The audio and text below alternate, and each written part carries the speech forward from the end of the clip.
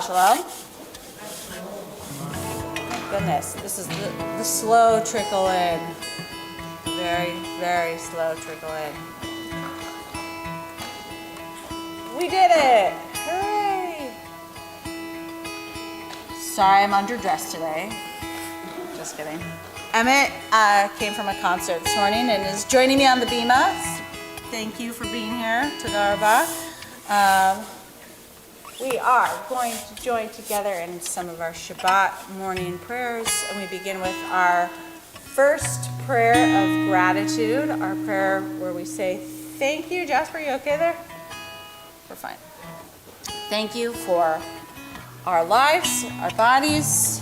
We are awake on this beautiful yet overcast day. So, Modeh Ani, Modeh is on page 68. Before we start Modeh Ani, let's have everybody just where you're sitting right now. Just reach your hands way up to the sky. See how far you can get. And then down to the floor.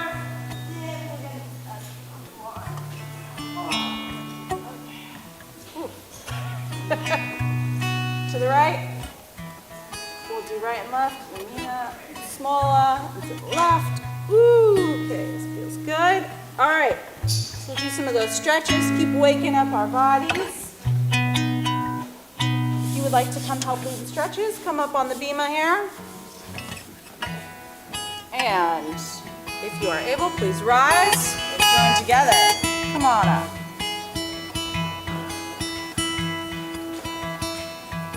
Jasper's moving in. Anyone else want to come up other than the Tolman family? All right. Okay, ready?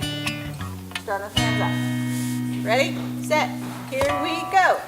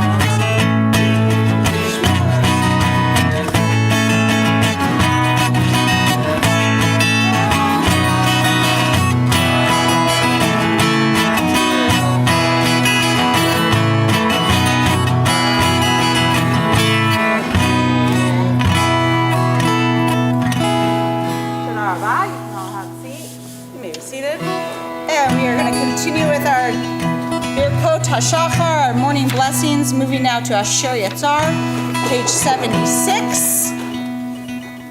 How amazing, thinking about how amazing our bodies are, all the parts on the inside and the outside that make up our bodies, whichever kippah you want, I'll follow you.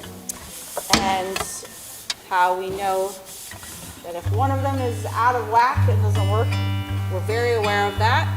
And so we give thanks for all the parts that work, the parts that don't work. We give thanks for those.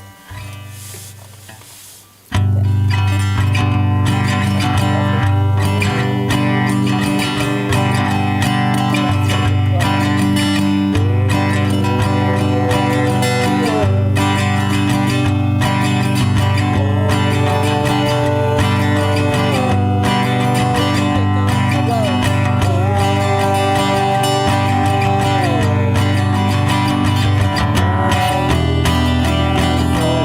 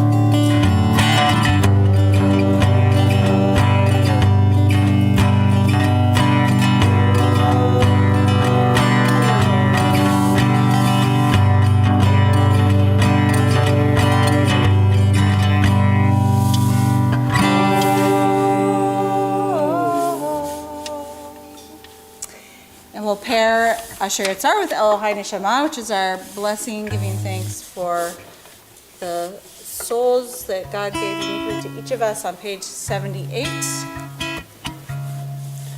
try together. Yeah.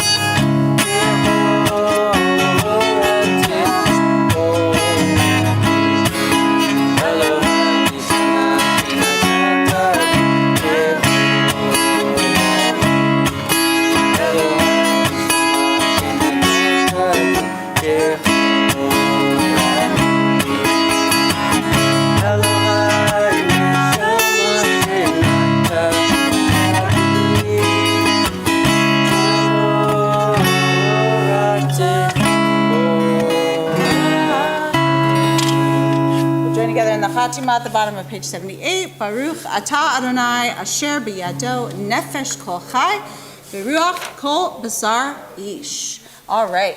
Next, start on page 80 is where we have our Nisim B'Chol Yom, our blessings, giving thanks for the daily miracles in our lives, everything from our ability to open our eyes, to stand, to wear clothes, to walk outside, all sorts of things. Today is May 4th. Yay, may the 4th be with you. I want everyone to think of 4 things that you are grateful for today. So 4 things that you are grateful for. Once you have your 4 things, you can put 4 things up in the air. You can even put your fingers up as you're thinking of your things. So and hold your hand up high once you've got your 4 things. So.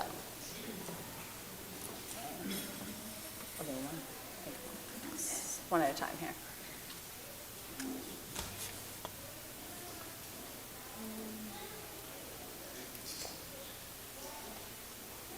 See, a lot of people have their 4 things. A lot of people do not have their 4 things. All right. What I want you to do is turn to somebody next to you and share one of your 4 things that you are thankful for today. One of those 4 things.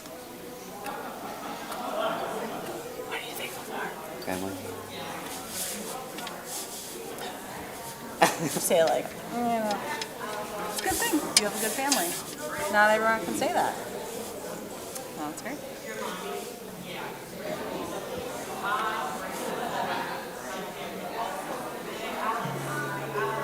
What am I thinking for? What are my 4 things? One of my things is coffee. I'm thinking for hot coffee. Good. Okay.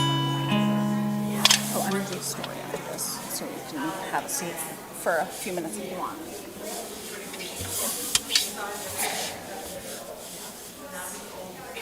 All right, we're going to come back together. Hopefully you shared one of your things.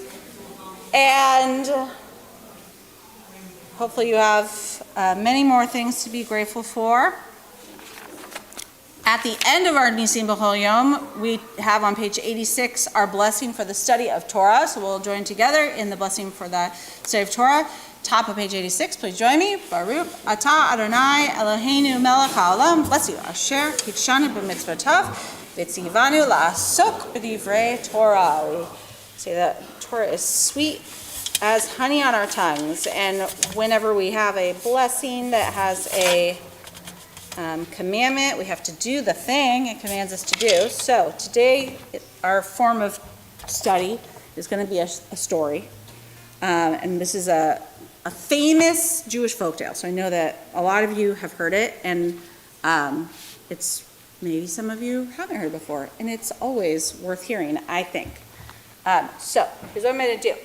If you would like to see the pictures, you can come over here. If you would like to, if you're younger and want to see the pictures and can manage to stay on the floor. If you're older and want to see the pictures and can manage to stay on the floor, good for you. I cannot. I mean, if I move down here with this, is that okay? All right. I'm going to go like that. Is that picking up my voice?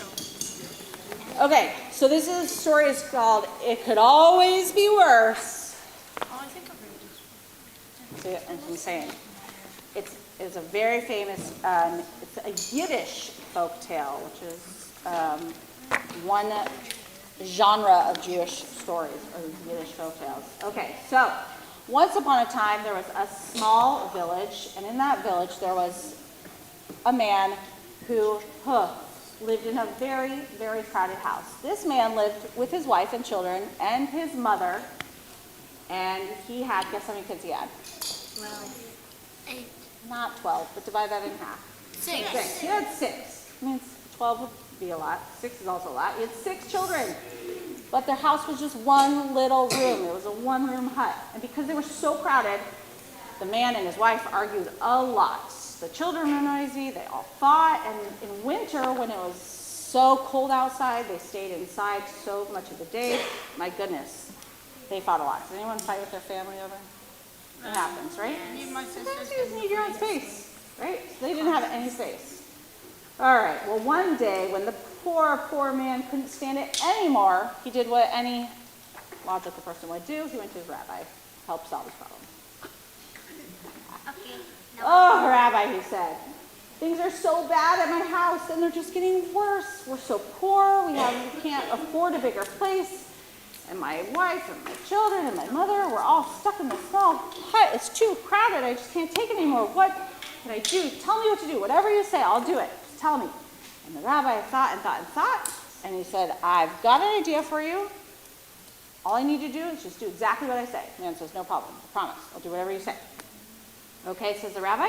I want you to go home and take the chickens and the rooster from your yard and the goose. You have a goose, right? He's like, yes, I have a goose. It's super noisy. Yep, take the goose, put him inside your house to live with you. So what? Yeah, and the guy was like, wait, what? The guy was like, you heard me. Get your chickens, the rooster, and the goose. Bring him inside. That would only make it worse. And that's I know. He was super surprised. But, very important lesson, you do what the rabbi says. So, he went home and he took the chickens and the rooster and the goose and he took them all inside the house. And guess what? It made a book garden. Oh, could you even imagine? Where did Emmett go?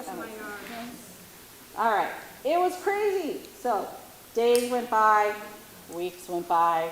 The man was waiting for things to get better. Do you think they got better? They did not. They kept getting worse. Everyone was crying and fighting more than ever. Oh my gosh, and then on top of that, there was clucking and crowing. Whew. The feathers in the soup. It was not good. And so he couldn't take it any longer. He went back to the rabbi, not to complain, because he would never complain to the rabbi.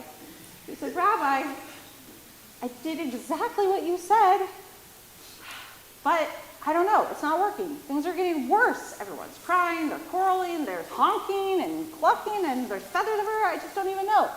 Please, help me, please. And the rabbi listened and thought, and then he said, okay, I know you put the chickens and the rooster and the goose in your house. You've got goats, right? And he's like, yeah, we have goats. Okay. And don't listen to the rabbi. He's like, excellent. Okay, I want you to go home and bring both your goats into the house. Oh my God. It's just gonna keep getting worse. I know. And he was like, you cannot be serious. Do you really need it? Come on. I'm a good guy. Are you really serious? And the rabbi says, trust me, trust me, trust me. So he goes home. He brings the goat into his house, 2 goats, head hanging low. He's like, I cannot believe I'm doing this. But here we are. Days went by, weeks went by. Life was indeed getting worse and worse. There was now crying and quarreling and clucking and honking.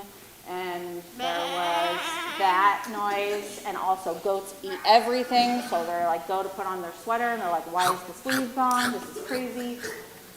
They ate the house? Exactly. They ate everything in the house. Oh. It was bad. So he couldn't take it the- anymore, so he went back to the rabbi. Don't trust the rabbi. I know. No, but the rabbi's trying to teach him. Yeah, exactly. always. Rabbi, help me! This goat's running wild. My life is a nightmare. This is horrible. Wait. And the rabbis looked at him and said, "You're the cow." Oh, come on. And that's exactly what he said. And the rabbi was like, "No, I know. Just hear me out. Can you fit the cow in your hut?" And he's like, "I mean, we could maybe fit the cow in where we eat, but I don't know. We're not going to be able to get around. It's going to be horrible." And he's like, "No, just trust me. You can do it." Okay. Throw the cows in the window. Woo.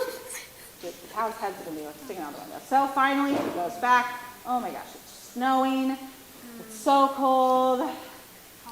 He thinks to himself, this rabbi's crazy. But, I don't know. Something cost fallacy. He's in too deep. He's like, all right, here we go. Okay, so now the cow's in there. Everyone, it's just, you thought it was chaos before. It's even crazier. It's more chaos. There's crying, there's quarreling, there's clucking, there's honking, there's banging and mooing. Cows are like trampling everything. The goats are eating everything. It's horrible. He couldn't take it anymore. So he goes back to the rabbi. Rabbi, save me. Save me! It feels like the end of the world has come. I don't even know what's happening. The cow's going crazy. There's no room. This is a nightmare. I can't take it anymore. This Okay. rabbi is not a rabbi. This rabbi is a rabbi. So the rabbi listens to the man, and then he says, okay, here we are. Last thing. Go home, take all your animals, and the guy's like, you cannot be serious. He's waiting, and the rabbi says, take them out of your hut, put them back in the barn. Whew. Well, the man quickly was like, good idea, I'll do that right away. So he ran home, he was so excited, he's like, this is the best advice the rabbi has ever given. This rabbi definitely knows what he's talking about. So he hurries home, he takes out the cow, takes out the goats, he takes out the chickens and the crazy goose and the rooster, and he takes them all back to the barn, and little click, clack, moo, crossover. He gives the cows electric blankets, make sure they can stay warm in the snow. And that night, the poor man and his family slept so peacefully because there was no clucking, no mooing, no Do they sleep on top bleeding. of each other? The people, Yeah. they did, yes. But you know what? They felt like there was plenty of room to breathe. And the very next day, the poor man ran back to the rabbi. And he said, Rabbi, you made life sweet for me. No, you With didn't. just my family in the hut. It's so quiet. It's so roomy. It's so peaceful. What a I thought pleasure. it was too crowded with just 6 people. The end. Exactly, Connor. So I thought it was too crowded with I 6 think kids. the moral of the story is sometimes you Do not listen to your rabbi. like put this in your house. No, but then it feels small, and then when you take everything out, it feels much bigger. Maybe he had too much stuff in his house, so it felt really small, and then when he took everything out, No, it was actually- much bigger. Yeah. I think it's good that he had the goats. He had so much stuff, so the goats would just eat all the extra stuff, right? True, but then they make a mess when they Oh, put it come out. on! Oh, yeah. The story is actually on the cover. It could always be. It could always be worse. The right? moral of the story is not to always listen to your rabbi. It's all about perspective. Maybe you need to change, maybe you need to paint your ceiling like a sky so it feels like it's open, or maybe, So, all about perspective, right? It could always be didn't worse. paint the ceiling Sometimes things are annoying in life, and it feels like, it feels like the worst thing ever, but it's a good reminder that things can always be worse. And sometimes things are genuinely bad, and we have harder times and better times.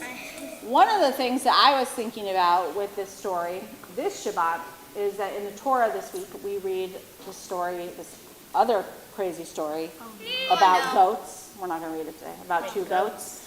Goats? That ties into the holiday of Yom Kippur. But one of the goats, Monkey pork. we send the goat off with all the bad things that we want to send away. And so sometimes we got to sort of like psychologically Looks a little bring the crowded. things in and then make room. But sometimes there's just things we need to like let go of. Bad idea to And live make in a space. tiny shack. That's Yeah. exactly what if the animal stretched out the house? Maybe then they create a little bit more room. Yes, that's your last The thing. moral of the story is to not question your rabbi. Yep. It's our good idea. Moral of the story is either to not question your rabbi or to question your rabbi all the time. The story is not to listen to your rabbi. I know, you're All not right, supposed to do so thank you all. We're gonna go back to our seats now, and we are gonna continue.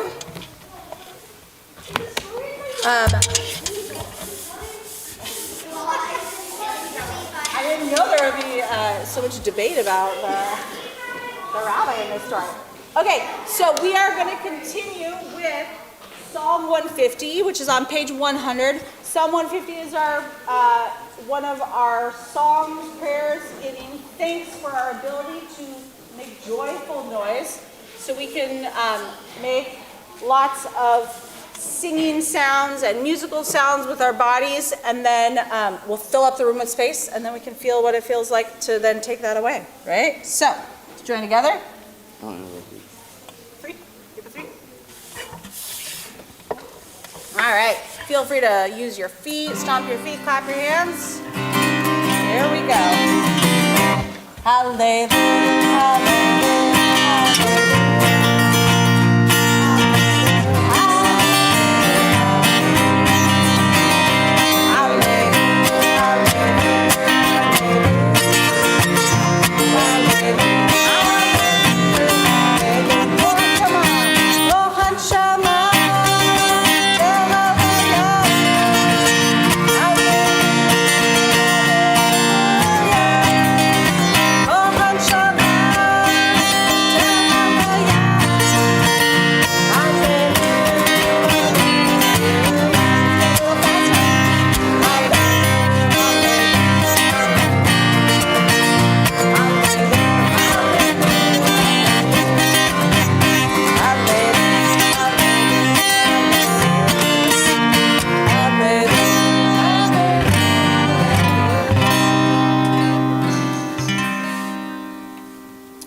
Okay, we are going to say Lehitro to our religious school friends before we continue on with our service. So, you all know where you're going, hopefully.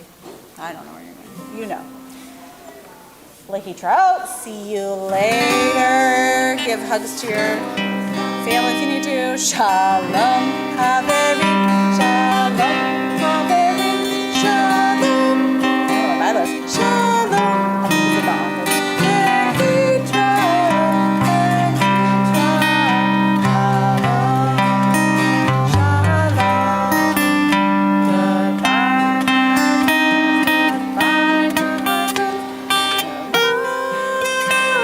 Goodbye, we'll see you again. We'll see you again.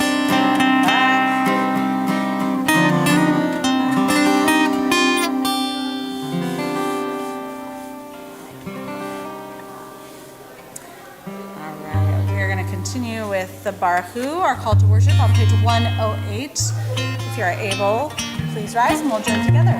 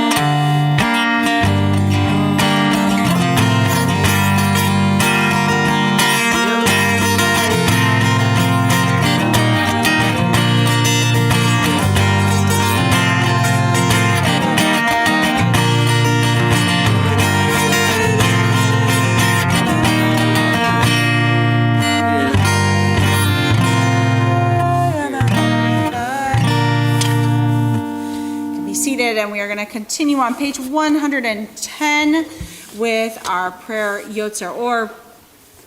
Let's read together in the Hebrew. Baruch atah Adonai Eloheinu melech haolam, Yotzer Or uvorei choshech, osei shalom uvorei et hakol, hameir la'aretz v'ladarim aleha barachamim, uvtuvo mechadesh bechol yom tamid ma'aseh v'reishit. Ma rabu ma'asecha Adonai, kulam bechochma asita, mal'ah ha'aretz kinyanecha. Titbarach Adonai Eloheinu al shevach ma'aseh yadecha ve'al me'orei or she'asita yefa'arucha sela. Or chadash al Tzion ta'ir v'nizkeh chulanu mehera la'oro. Baruch atah Adonai yotzer ha'me'orot.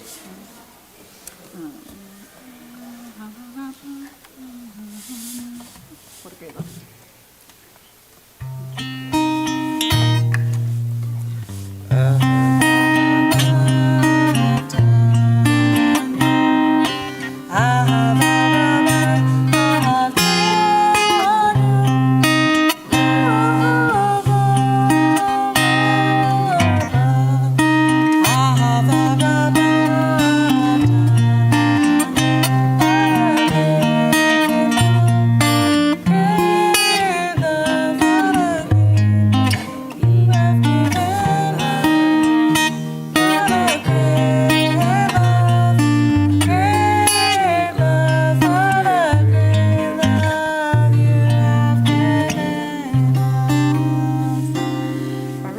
Adonai habocher be'amod Yisrael be'ahava. Shema Yisrael Adonai Eloheinu echad. Shema Yisrael Adonai Eloheinu Adonai echad. Shema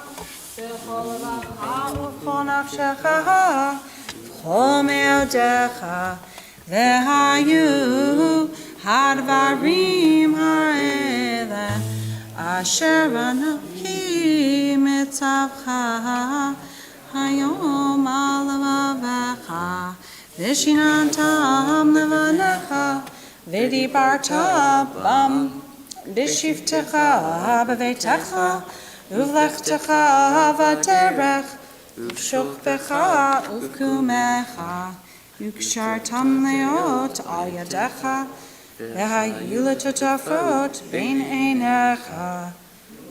Tam upeitecha v'isharecha, leman tizkeru, v'asitem et kol mizrotai, v'item kedoshim l'Elohechem.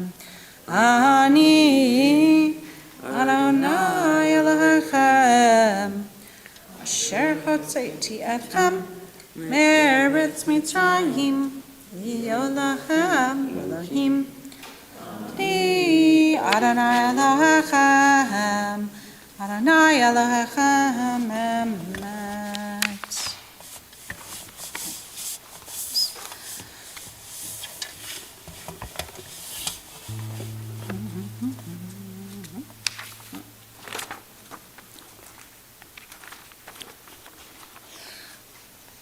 When I was in Israel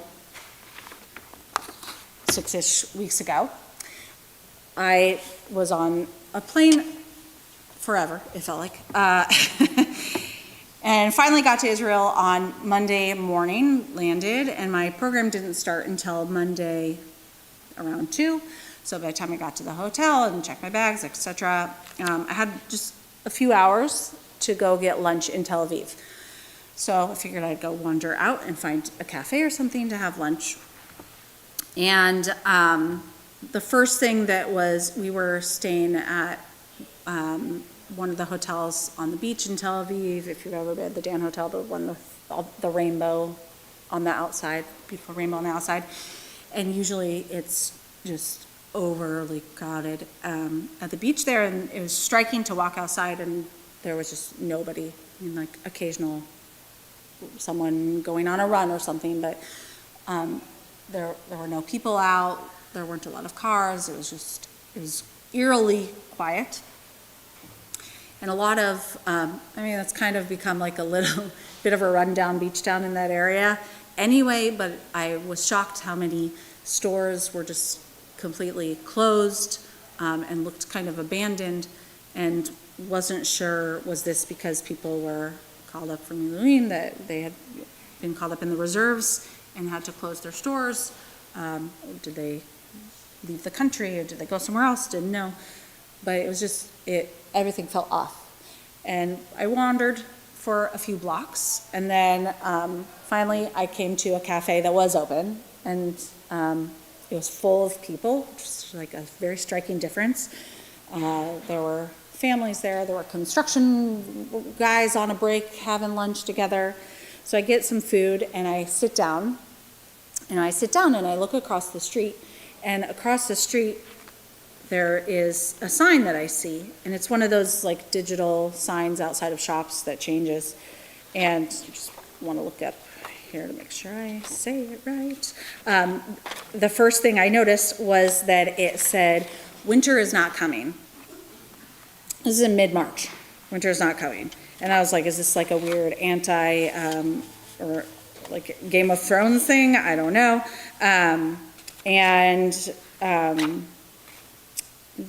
So then it changed to the next slide or whatever. And in Hebrew, it said, "We will not be changing our clocks until the hostages have been returned." And then I noticed that the clock was off by an hour, because then the next one was the time, and it was off by an hour. This is just like a little makola. It was like a little shop, like a corner shop.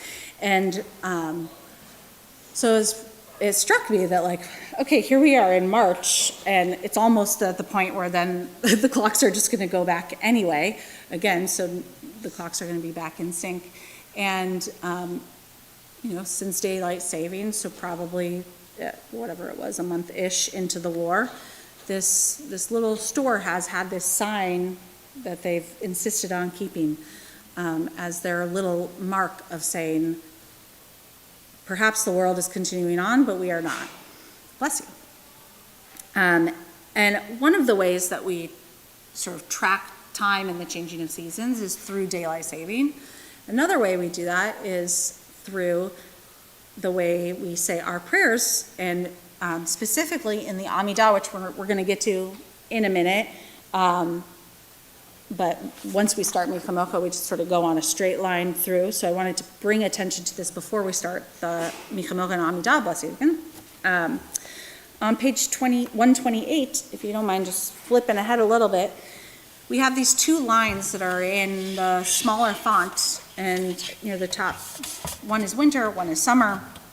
We have this prayer, Givorot, which we talked a little bit about last night. This prayer about God's strength and the strength that we receive from God. And this is one of the prayers that changes depending on the season. So in the wintertime, we say, Mashif Haruach, Morid Hagashem. You cause the wind to shift and the rain to fall. And in summer, we say, you rain dew upon us, Morid Hatal. And just this past week, plus, I don't know what day it is, but when Passover started, we switched back to the summer version of Morid Hatal. And we switched to the winter version on Simchat Torah, which is when we had October 7th, when the attacks from Hamas happened. And so it was striking to me that, on the day of those attacks is when we would switch to this winter, line, Mashiv Haruach Morit HaGashem, and so noticing a change in seasons. And then I'm sure that Passover felt off and weird for everyone this year, and to make that change back to Morit Hatal and feel like things are continuing on, but things are not normal, right? So after that, I was at that cafe, started the program that I was with the Eye Center, and then the next morning, one of the first things that we did was we visited Kfar Aza, which I've talked a little bit about. This is one of the kibbutzim that was attacked down in the south, in the Gaza envelope. And I wrote a little bit. I tried to write as much as I could at the end of each day, even though it was so late, but I wanted to remember all the things. And I wrote a little bit about what I noticed when we got to Kfar Aza, and this very, very nice man, Shachar, gave us a tour of the kibbutz and took us. I talked a little bit about the area with the young adults that was totally destroyed. But there were these other parts, like across the way, like, I don't know, 50 feet at most, these houses were untouched. So for whatever reason, these houses, the people in those houses were not attacked. And they look beautiful and perfect and pristine, but then in front, there's plants and weeds just like have grown so tall because there's no one there to maintain it. And so it's like blocking the walkway up to these perfect houses. And it was just such a striking, weird thing that there's like burnt out, total destruction, untouched houses, but then sort of blocked by this new life of growth that was coming, because it was March. And I wrote that night when I got home, back to the hotel, I wrote, the rains came and everything at the kibbutz is green and growing and it smells nice. There were these trees where Shachar was saying, you can smell the fruits coming on the trees. And he said that just 6 months ago, they said it smelled like burning and blood and death. And now new life is growing, weeds and all. I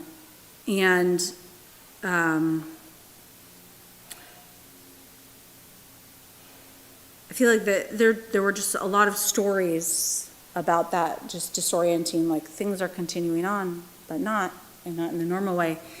And then on our last day, one of the last things we did was we met with a poet, Elias Cohen, who runs an organization, a poetry organization called Mashiv Haruach, which is those first two words of the winter form of this prayer.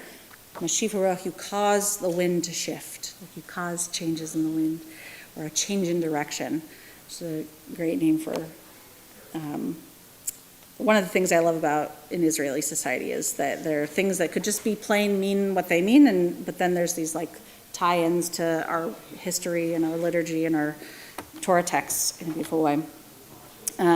So he runs this organization called Mashiv Haruach, and one of the things that he's been doing, they do meet with people normally all over the country and help people explore and write their own poetry, but one of the things he's been doing since October 7th is meeting with soldiers and people who have done service and then come back, and just help using poetry to help people process things.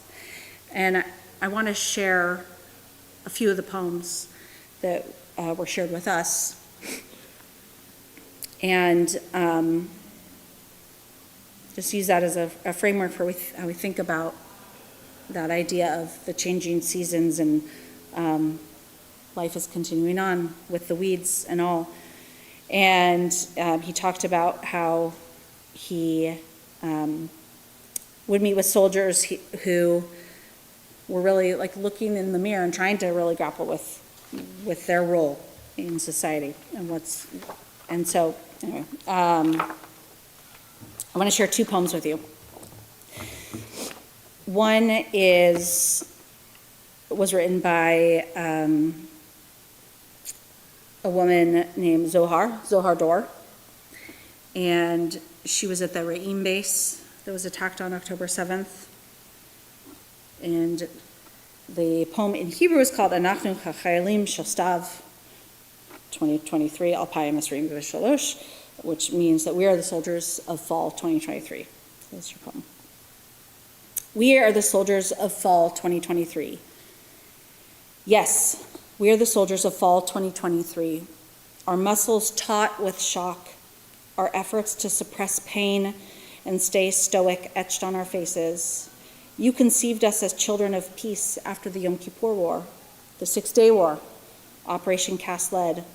But the cries from Be'eri to Re'im rent the peace that was never there. We are not its children, although we wish so much to be. Don't look at us as you might reveal the guilt. We stand proud and steadfast, fighters filled with dedication and love and fear. If we stop, we will feel the loss that has no place at all now. We are the soldiers of the 2023 war, your children, perhaps asking for forgiveness, falling in battle for our nation.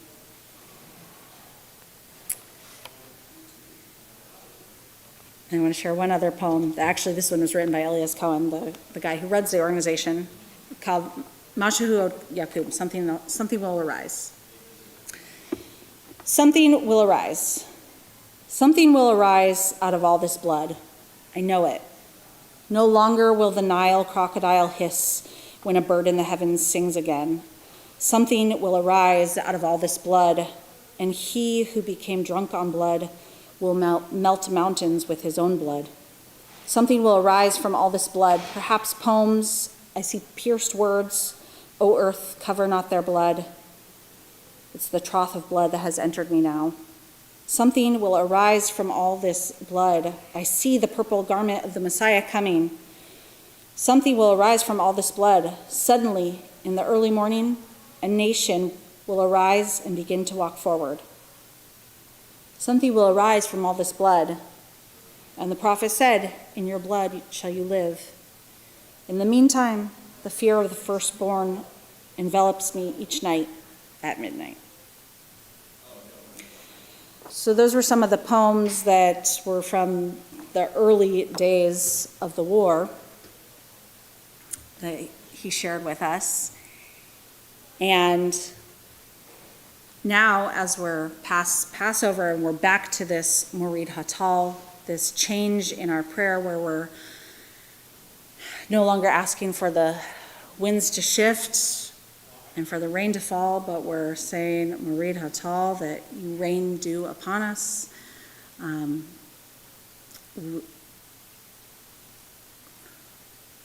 We're, I think, still stuck in that state of feeling like the world is in a very tumultuous place, and feeling the pain of that and the pain of the war and the pain of wanting the hostages to be released. And one other piece of this prayer that I think is really relevant right now is that in the parentheses, which we don't usually say, we usually skip this, we say, or not skip, but we do a different version, Mechaye HaKol. We say Mechaye HaKol instead of Mechaye HaMetim, that, which is the traditional word about reviving life or bringing back to life. And the Reform movement took it out, put it back in with parentheses, because traditionally it's connected to the idea of a messianic age, of waiting for the Messiah to come and literally for the bones of the deceased to be revived. And Rational Reform Judaism said, no thank you, got rid of that, but then brought it back. And one of the teachings from Rabbi Rachel Adler I love about this line, about these words that we have in our Siddur but we don't read, is thinking about what it means to be revived from a state of feeling dead and numb, whether it's a loss that you experience in your own life, or I think how many of us with these past 7-ish months just sort of going through the motions in so many ways, and then feeling that moment when you sort of feel like you're starting to come out of it and feeling revived in a different way. And so as we're moving into this Morid Hatal phase, we can't say we're just feeling revived and it's all good, because it's not all good, but perhaps we can work towards feeling that true change and bringing that change about. I want to finish by offering one more poem reading. This was written by a rabbi, oh goodness, I apologize because I meant to write down his name and I didn't. This is written by Rabbi David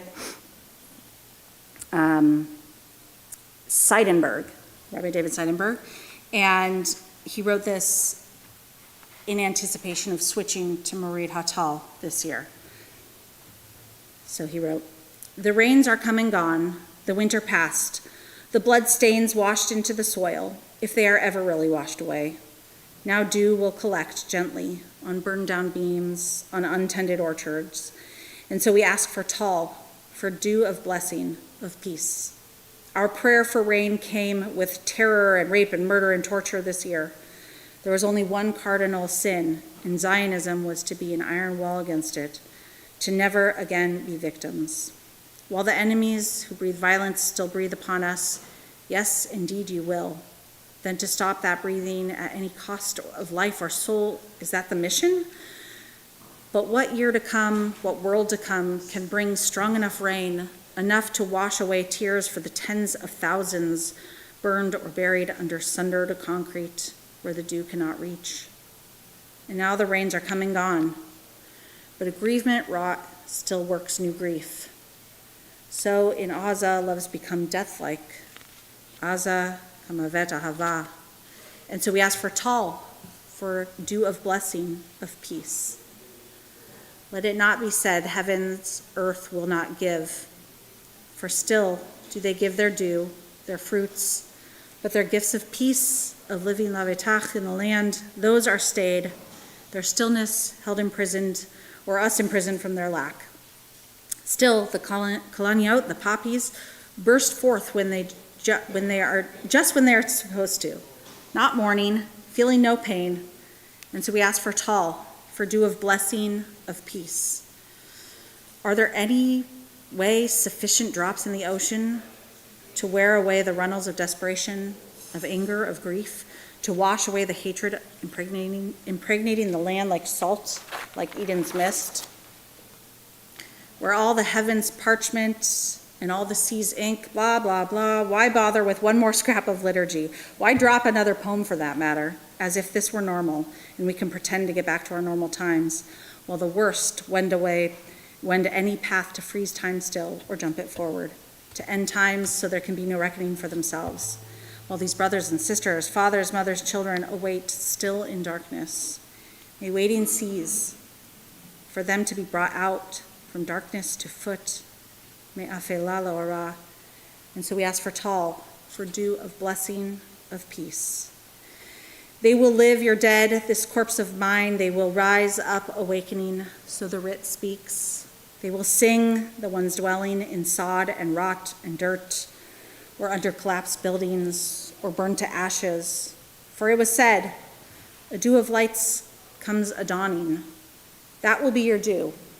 And the land will let fall its ghosts, or drop them from its dewy womb, return from death to some kind of life.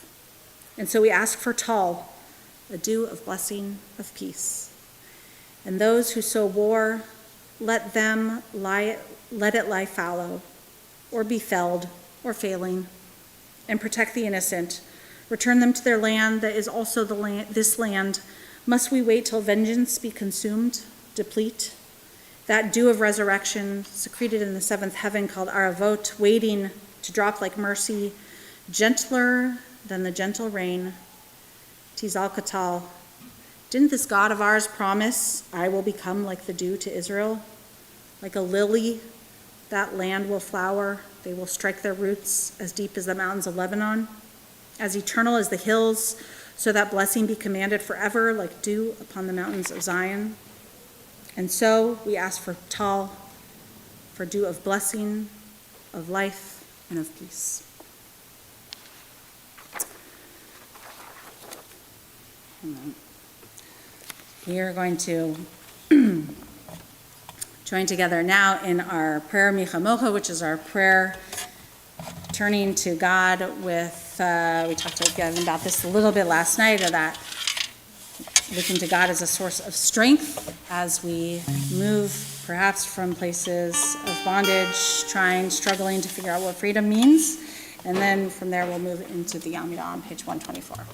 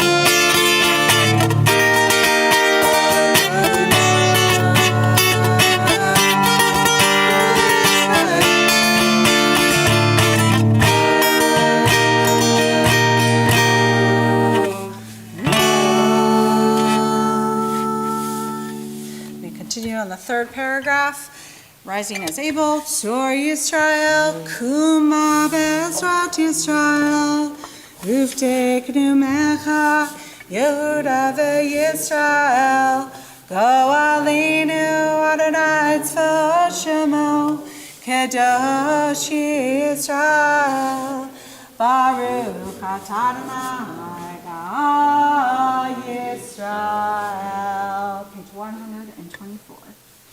Adonai, Sefatai Tifta, Ufi Aki Tekilatecha.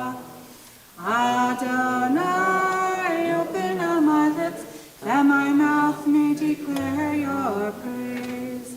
Baruch atah Adonai, Eloheinu, Elohei Avotenu v'Imotenu, Elohei Avraham, Elohei Yitzchak, Elohei Yaakov, Elohei Sarah, Elohei Rivka, Elohei Rachel, Elohei Leah, Agadol HaKipor v'Hanora, Eloyon, Gomel Chasadim Tovim, Megonei HaKol, V'zocher Ashtei Avot v'Imahot, Mevi Gula Lifnei Bnei Ham, Leman Shemu ve'Ahava, Melech Ozer u'Mashiach u'Magin, Baruch atah Adonai, Magen Avraham Bezrat Sarah, Atah Gibor le'olam Adonai, Mechayeh hakol atah Rav le'Hoshia, Morid atah, Mechakel chayim b'chesed, Mechayeh hakol berachamim rabim, Solech noflim v'rafeh holim, Umatir asurim, Umekayem emunato, Shenei afar, Michamocha b'geverot, Umidom elav, Melech me'mi tu mechayeh, Umatzmiach Yeshua, ata lehachayot ato. Baruch atah Adonai, Mekayeh hakol. We're going to continue silently through page 142. Whenever you're done or ready to be seated, then you can go ahead and have a seat.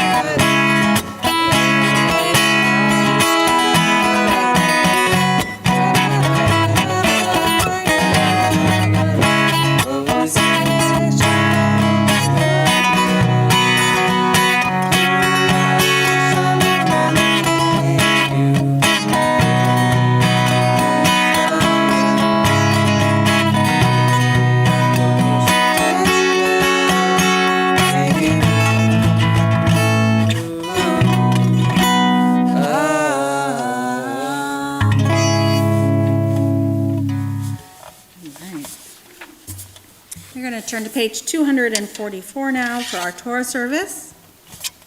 Seder Kriyat Torah.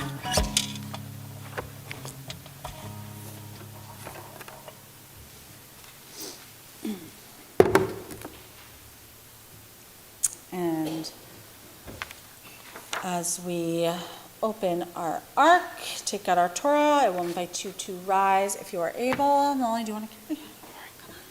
Molly's going to hold our Torah for us.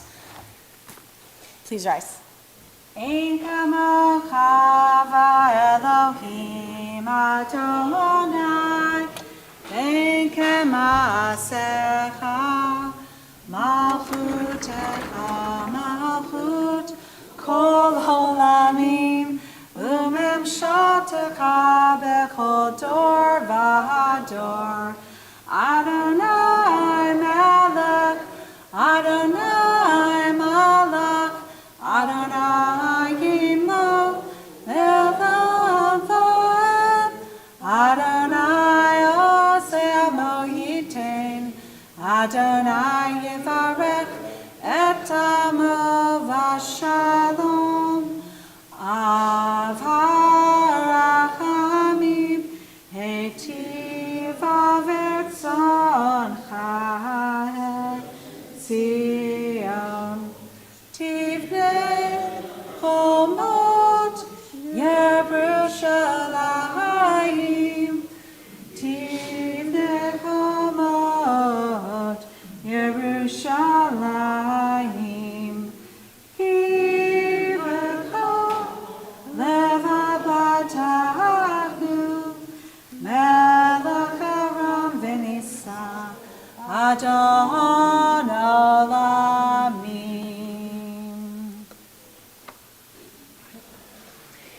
כי מציון תצא תורה כי מציון תצא תורה ודבר אדוני מירושלים ברוך שנתן תורה תורה ברוך שנתן תורה תורה לעמו ישראל בקדושתו שמע ישראל אדוני אלוהינו אדוני אחד אחד אלוהינו גדול אדוננו קדוש שמו גדול אדוני ציון רוממה שמו יחדיו לך אדוני הגדול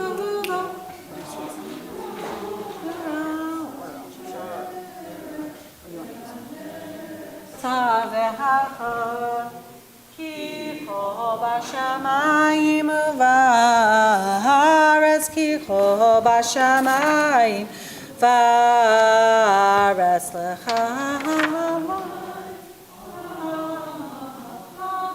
למי נעשה לכל הראש על שלושה דברים על שלושה דברים על שלושה דברים העולם עומד על שלושה דברים שלושה דברים על שלושה דברים העולם עומד על התורה ועל העבודה ועל גמילות החסדים על התורה ועל העבודה ועל גמילות החסדים.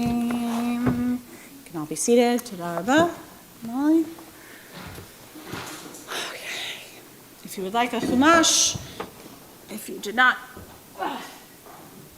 get one yet, there's a few up here, or there should be some more in the hall. So today we are looking at Parshat Acharei Mot.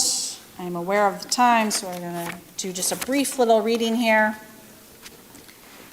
And if you didn't already get to engage in some Torah study, debate, learning this morning, you can always have some vibrant conversation at lunch as well.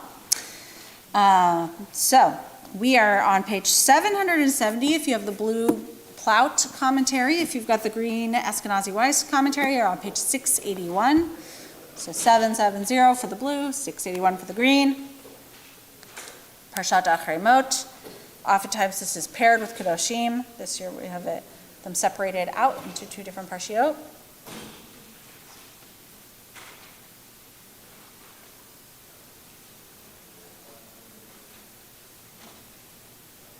So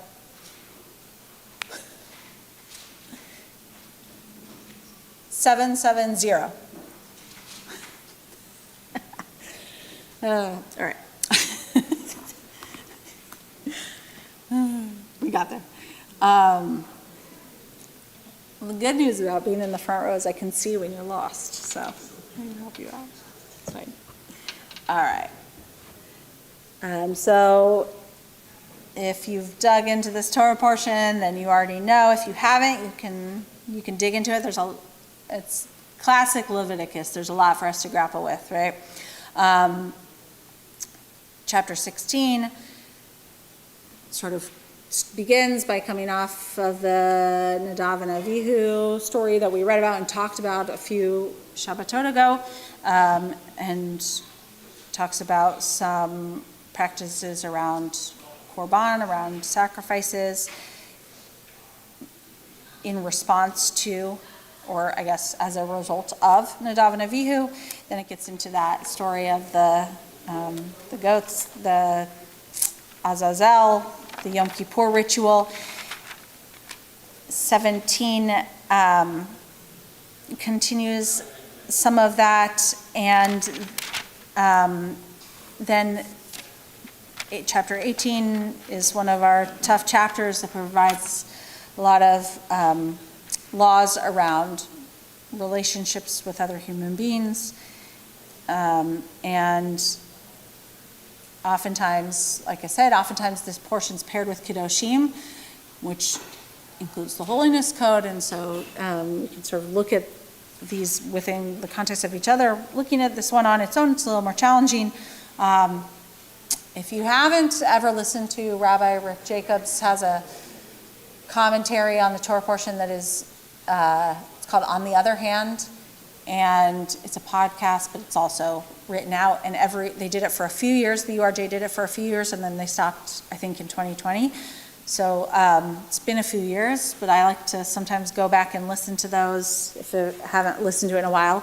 And he has 3 very different commentaries about Acharei Mot, but one of the things I think he does really nicely is his last one in whatever year that was, 2019, 2020-ish, deals with chapter 18 in Leviticus and the line that is often taken to be a commandment against homosexuality, and he talks about that one line, which is problematic for a lot of people for good reason, and talks about it within the context of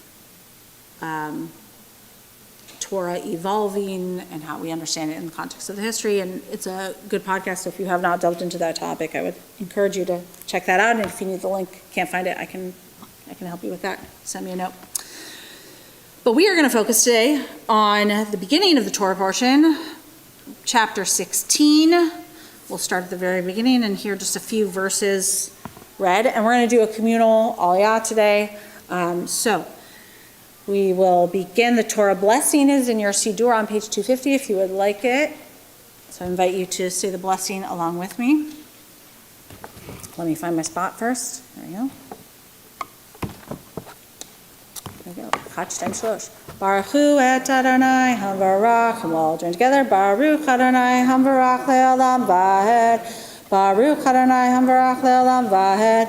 Baruch atah Adonai Eloheinu melech haolam asher bachar banu mikol ha'amim v'natan lanu et Torato. Baruch atah Adonai noten ha'torah. Amen. Vaydaber Adonai el Moshe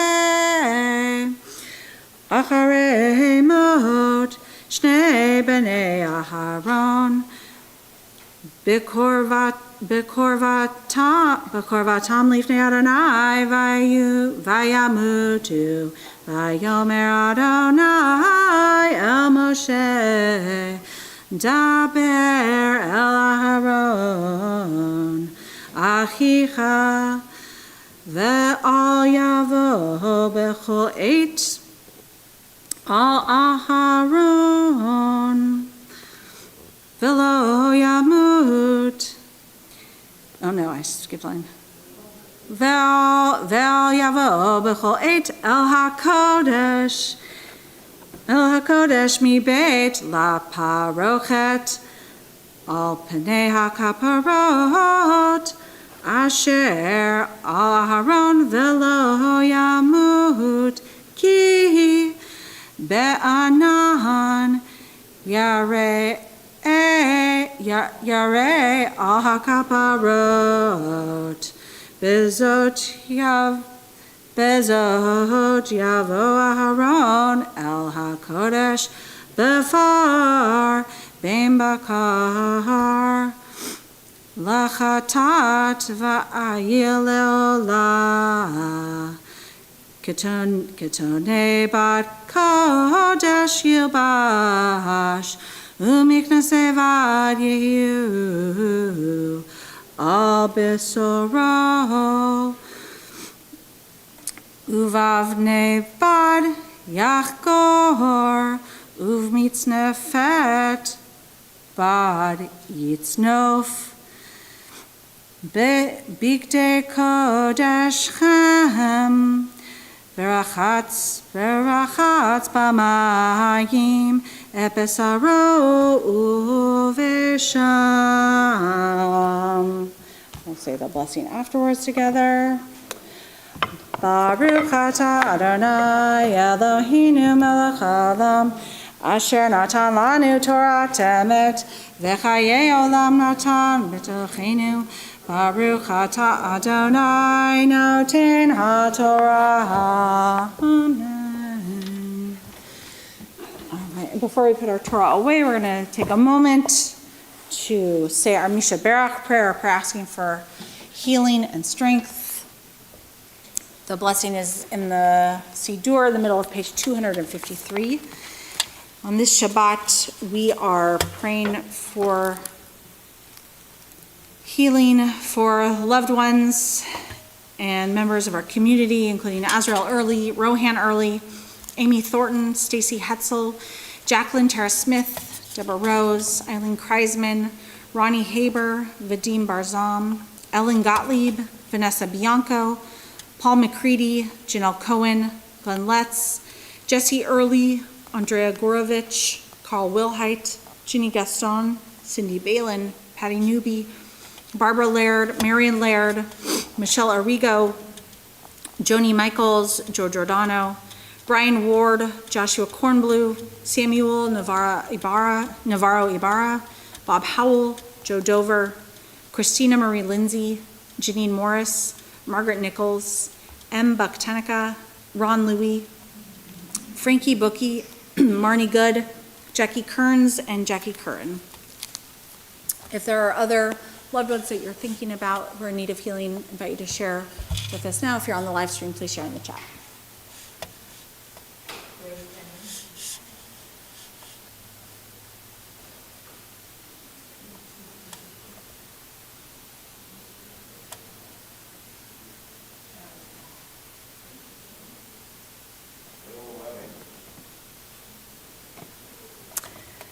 Let's join together in the middle of page 253.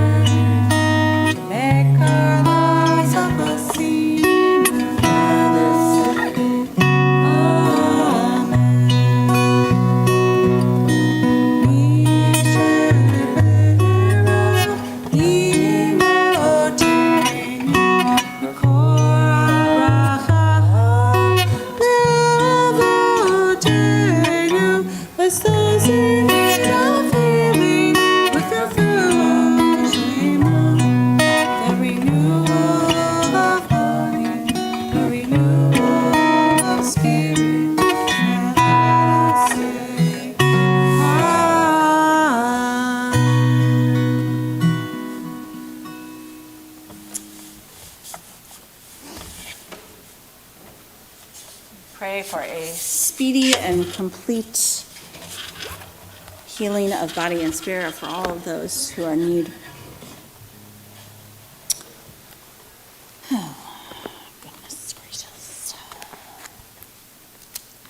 we are going to, just looking at the time, decide, do I sneak in Haftarah or not? Let's sneak in a little bit. I don't want to not do any Haftarah. But we're going to leave our Torah right here. We'll put our Torah away in just a minute. We're going to turn to page 254 in our Siddur for the blessing for Haftarah. And then if you've got the blue plout, you can follow along for the Haftarah. If you've grabbed the green Eskenazi noise, you can find someone near you who has the blue plout if you want to look along. Blessing is at the top of page 254.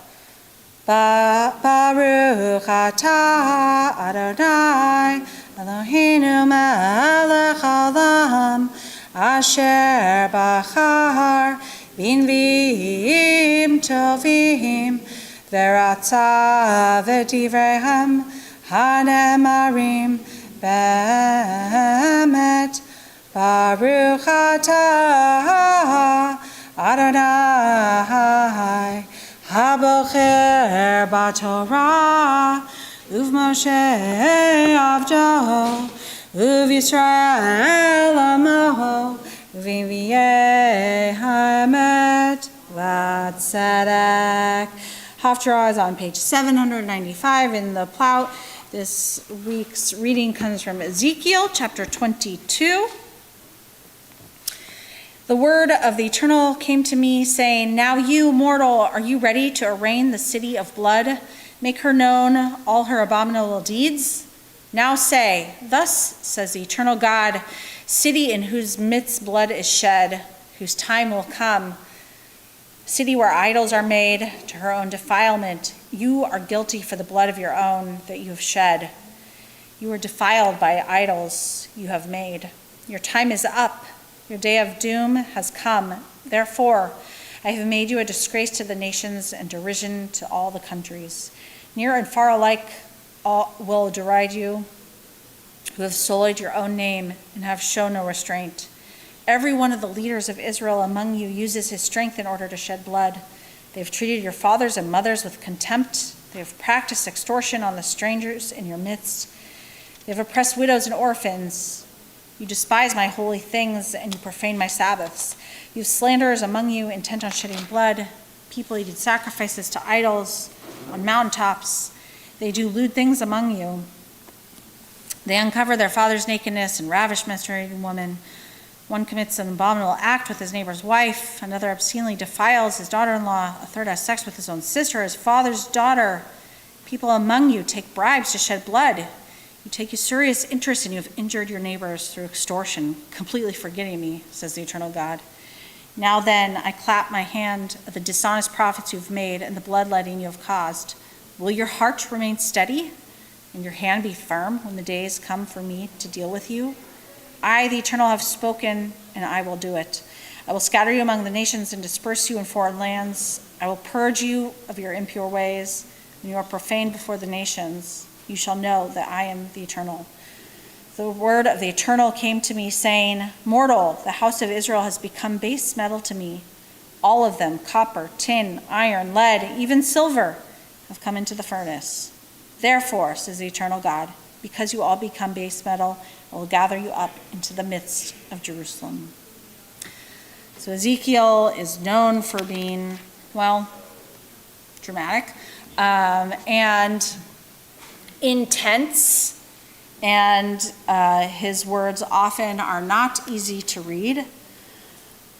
But I think, well, each Haftarah is connected usually thematically to the Torah portion, and so you could hear some of the themes through these verses talking about some of the laws in Leviticus that are forbidden, and Ezekiel's calling out the people, right? So even, I think this Haftarah portion, like many of our Haftarah portions, are not necessarily easy to read. And this one is definitely more graphic, but I think the prophets were lonely folk calling out injustices in the world and the ways that they saw the people of Israel not living up to their best selves. And so even if we're not literally doing these things, hopefully not, we can think about the ways in which Ezekiel might be calling us as a Jewish people out, and maybe there are ways that we can be doing better. And ultimately, they always try to end the Haftarah on a note of hope, so that this one ends on this idea of that God gathering everyone up in the end into the midst of Jerusalem. So we can take that idea, even if we're not being literally gathered up into Yerushalayim, into Jerusalem. I feel like Cantor David mentioned this at the Passover Seder, but now I can't even remember because I was so week and a half ago. But the root of the city, the name for the city, Jerusalem, Yerushalayim, comes from that root of shalom, of wholeness, of peace.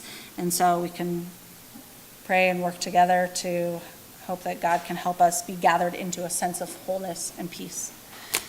And we'll say our blessing after the Haftarah, which is in the middle of page 254, if you would like to join with me.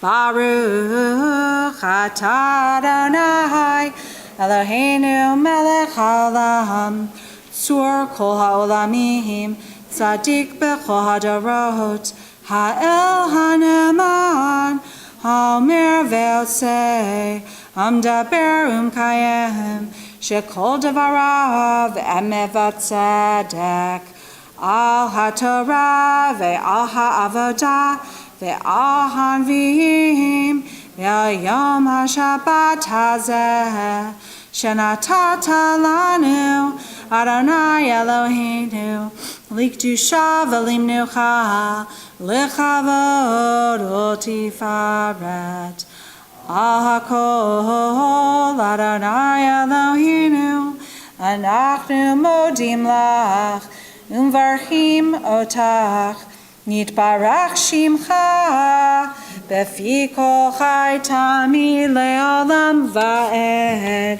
Baruch atah Adonai mekadesh haShabbat. Amen. Okay, we are going to return our Torah to the Ark now. Would anyone like to lift our Torah, which is about as close as you can get to being centered in the middle? And if not, that's okay. Amy? Yeah? Don't be shy. All right, Amy. And Grace Elizabeth, you want to do Galila? Okay. Amy should scooch over one seat so Amy can sit down there. If you're able, please rise. Oh, no. We'll sing together. Vezot HaTorah asher sam Moshe Lifnei b'nei Yisrael al pi Adonai b'yad Moshe.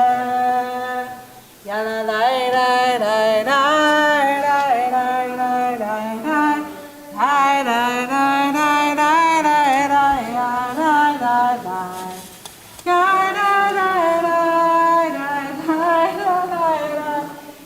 lai lai lai lai lai lai lai. We're going to remain standing. We return our Torah to the Ark. Eitz Chaim le'machazikim ba v'tom hecha me'ushan derechecha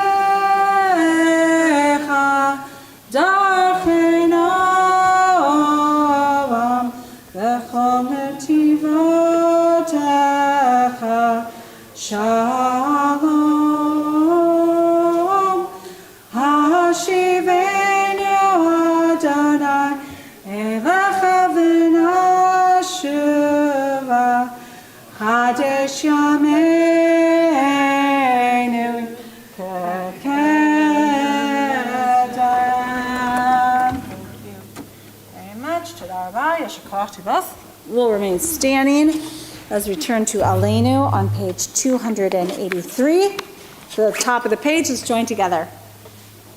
Aleinu l'shabeach l'adon hakol, לתת תפילה ליצר בראשית, שהוא שמחה כן לאחד את שמו, וגר עלינו להמליך מלכותו, ואנחנו קוראים, משתחווים ומודים, לפני מלך מלכי המלכים, הקדוש ברוך הוא. ונאמר והיה אדוני למלך על כל הארץ ביום ההוא יהיה אדוני אחד ושמו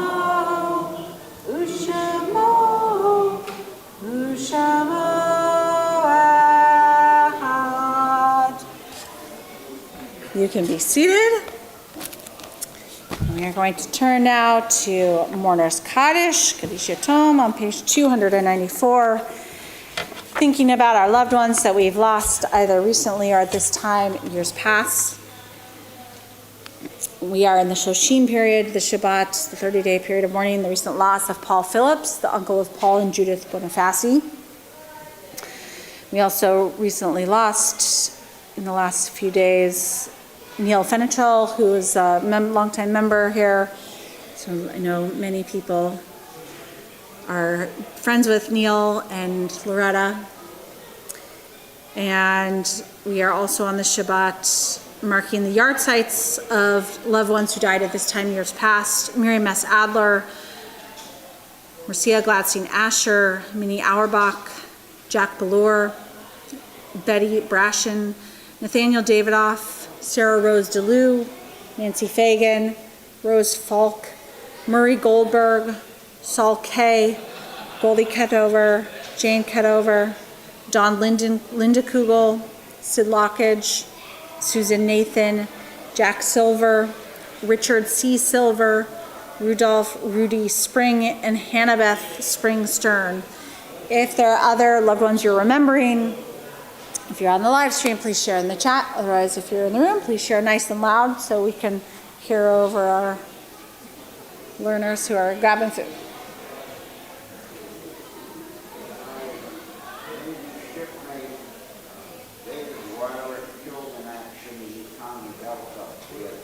Wow, thank you.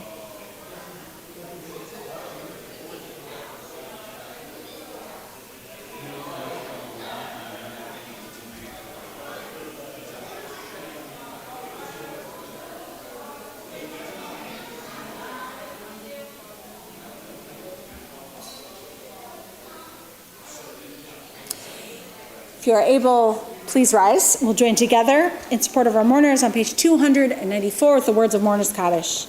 Yikadal v'yikadash shmei Rabbah, v'alma divrach hirteh v'amlich malchuteh, b'chayechon uvyomechon uv'chayeh dekol Beit Yisrael, b'agala v'zman kari v'imru, amen. Yehei shmei Rabbah mevarach le'alam u'lamei almaya. Yitbarach v'yishtabach v'yitpa'ar v'yitroman v'yinaseh v'yitadar v'yitaleh v'yitalal shemei dekudsha brichu la'ela mikol birchata v'shirata tushbechata v'nechamata da'amiram be'alma v'imru amen.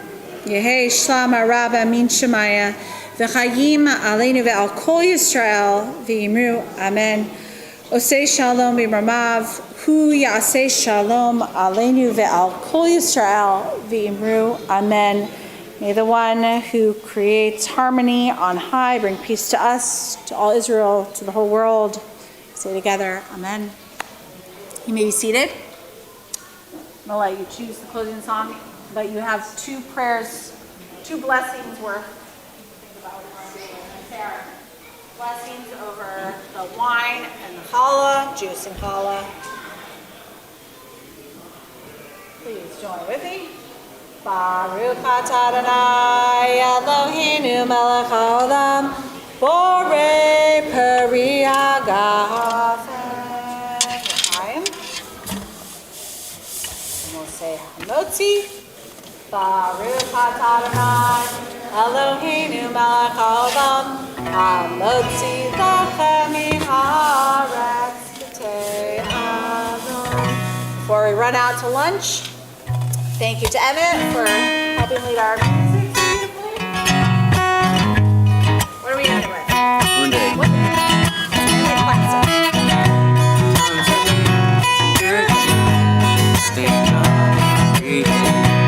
And I'll bring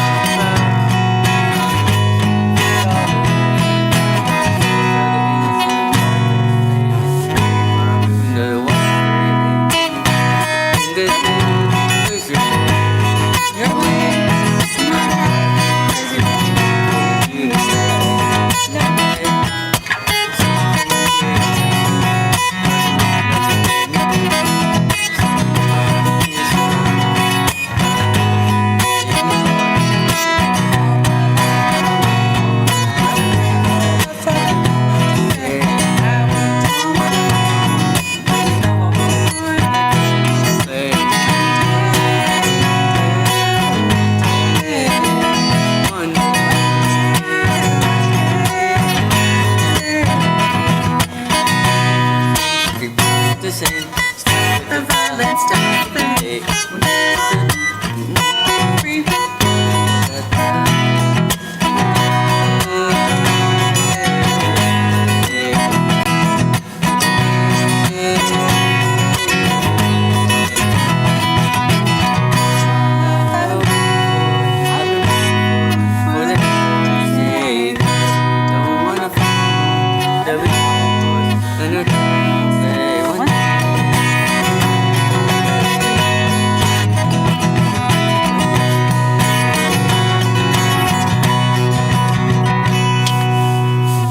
Shabbat shalom, everybody. Get in there before all the food's gone. Thank you. Yeah. Well done.